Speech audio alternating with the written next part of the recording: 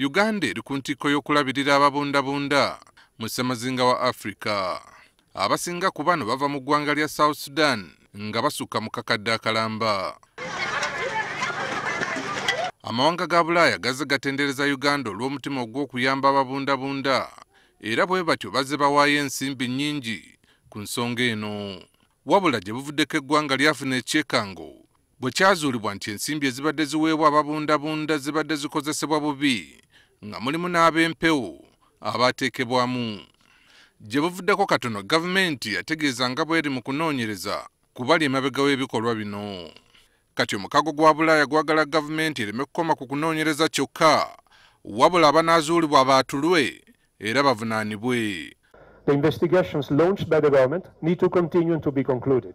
The findings must be made known and the offenders prosecuted. We look at your leadership, Right Honourable Prime Minister, to stay on the straight path that we have taken together. Ambassador Attilio era ayagala n'ensimbi eziweebwa gavumenti okuva mu mawanga ga Bulaaya ziteekebwe ku bintu ebigasa abantu. Providing budget support is the highest mark of trust to a partner. This program could pave the way to many similar ones. Therefore, it must be successful. We cannot afford implementation setbacks. Ssaabaminisita wa Uganda, Dr. Ruhakana Rugundangone yakiikiridde gavumenti ku mukolo guno. Yategeezezza nti newankubadde omukago gw'amawanga ga Bulaaya gukoze kinene okuyambako gavumenti, wakyaliwo okusomozebwa kw'amaanyi okutunda ebintu ebikolebwa mu Uganda mu butale bw'e Bulaaya olw'obukwakulizo obungi.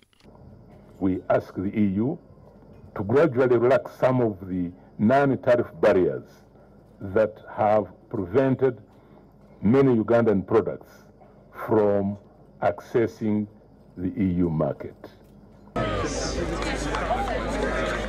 Buli nnaku z'omwezi 9 mu mwezi gw'okutaano amawanga agegattira mu mukago gwa Bulaaya ogwa European Union gakuza olunaku lw'okwegatta olwakazibwako erya Human Day.